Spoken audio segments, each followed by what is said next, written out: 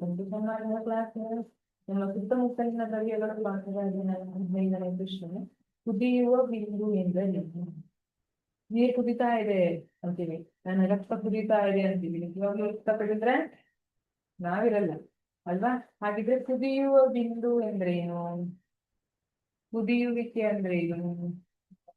ಕುದಿಯುವಿಕೆ ಅಂದ್ರೆ ಇಲ್ಲಿ ದ್ರವ ಸ್ಥಿತಿಯಲ್ಲಿ ಇರುವಂತದ್ದು ಅನಿಲ ಸ್ಥಿತಿಗೆ ಹೋಗ್ಲಿಕ್ಕೆ ಸ್ಟಾರ್ಟ್ ಆಗ್ತಾ ಇರುತ್ತೆ. ನೀವು ನೀರು ಕುದಿತಾ ಇದೆ ಅಂತ ಹೇಳ್ತೀವಿ ಅಲ್ವಾ? ಈ ತರ ನೀರಲ್ಲಿ ಗುಳ್ಳೆಗಳು ಒಂಥರ ಬರ್ಲಿಕ್ಕೆ ಸ್ಟಾರ್ಟ್ ಆಗುತ್ತೆ. ಏನಾಗುತ್ತೆ? ನೀರಿನ ಸ್ಥಿತಿಯಲ್ಲಿ ಇರುವಂತದ್ದು ಆವಿ ಸ್ಥಿತಿಗೆ ಹೋಗ್ತಾ ಇರುತ್ತೆ. ನೀವು ಅದು ಆವಿ ಉಂಟಾಗೋದ್ಕಿಂತ ಮೊದಲು ನೋಡಿದ್ರೆ ಅಥವಾ ನೀರು ಕುದಿಯೋದ್ಕಿಂತ ಮೊದಲು ನೋಡಿದ್ರೆ ಅಲ್ಲಿ ಆವಿ ಇರೋದಿಲ್ಲ. ಅದೇ ನೀವು ನೀರು ಕುದಿಲಿಕ್ಕೆ ಸ್ಟಾರ್ಟ್ ಮಾಡಿದ್ಮೇಲೆ ಕೈ ಇಟ್ಕೊಂಡು ನೋಡಿದ್ರೆ ಆವಿ ಹೋಗ್ತಾ ಇರೋದು ಗೊತ್ತಾಗುತ್ತೆ. ಬಿಸಿ ಬಿಸಿ ಬಿಸಿ ಬಿಸಿ ಆಗುತ್ತೆ ಅಥವಾ ಕೆಲವೊಮ್ಮೆ ದಟ್ಟವಾಗಿದೆ ನಮಗೆ ಕಾಣಿಸುತ್ತೆ.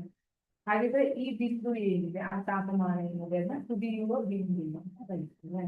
ವಾತಾವರಣದ ಒತ್ತಡದಲ್ಲಿ ನಿರ್ದಿಷ್ಟ ತಾಪದಲ್ಲಿ ದ್ರವವನ್ನು ದ್ರವ ಸ್ಥಿತಿಯಿಂದ ಆವಿ ಸ್ಥಿತಿಗೆ ಬದಲಾಯಿಸುವ ತಾಪವನ್ನು ಕುದಿಯುವ ಬಿಂದು ಎನ್ನುವುದು. ನೋಡಿ, ಎಲ್ಲದರಿಗೂ ಮೆನ್ಷನ್ ಮಾಡಿದ್ದಾರೆ ವಾತಾವರಣದ ಒತ್ತಡ. ಯಾಕಂದ್ರೆ ಒತ್ತಡ ಹೆಚ್ಚು ಕಡಿಮೆ ಆದಂಗೆ ಕುದಿಯುವ ಬಿಂದು ಕೂಡ ಹೆಚ್ಚು ಕಡಿಮೆ ಆಗುತ್ತೆ. ವಾತಾವರಣದ ಒತ್ತಡದಲ್ಲಿ ನಿರ್ದಿಷ್ಟ ತಾಪದಲ್ಲಿ ದ್ರವವನ್ನು ದ್ರವ ಸ್ಥಿತಿಯಿಂದ ಆವಿ ಸ್ಥಿತಿಗೆ ಬದಲಾಯಿಸುವ. ನೋಡಿ, ನೀರನ್ನ ಕಾಯ್ತಿರೋದನ್ನ ಎಕ್ಸಾಂಪಲ್ ಕೊಟ್ರೆ, ನೀರು ಯಾವ ಸ್ಥಿತಿಯಲ್ಲಿ ಇರುತ್ತೆ? ದ್ರವ ಸ್ಥಿತಿಯಲ್ಲಿ ಇರುತ್ತೆ. ಆವಿ ಅನಿಲ ಸ್ಥಿತಿಯಲ್ಲಿ ಇರುತ್ತೆ. ದ್ರವ ಸ್ಥಿತಿಯಿಂದ ಆವಿ ಸ್ಥಿತಿಗೆ ಬದಲಿಸುವ ತಾಪವನ್ನು ಅಂದ್ರೆ ಯಾವ ತಾಪದಲ್ಲಿ ಅದು ದ್ರವ ಸ್ಥಿತಿಯಿಂದ ಆವಿ ಸ್ಥಿತಿಗೆ ಹೋಗ್ತಾ ಇದೆ, ಆ ತಾಪಮಾನವನ್ನ ಏನಂತ ಕರೀತಾರೆ? ಕುದಿಯುವ ಬಿಂದು. ಕುದಿಯುವ ಬಿಂದು ನೀರಿಗೆ ಎಷ್ಟಿರುತ್ತೆ? 100 ಡಿಗ್ರಿ ಸೆಲ್ಸಿಯಸ್ ಇರುತ್ತೆ. ಇದರ ಅರ್ಥ ಏನು? 100 ಡಿಗ್ರಿ ಸೆಲ್ಸಿಯಸ್ ಅನ್ನುವಂಥದ್ದು ನೀರಿನ ಕುದಿಯುವ ಬಿಂದು ಅನ್ನೋದ್ರ ಅರ್ಥ ಏನು?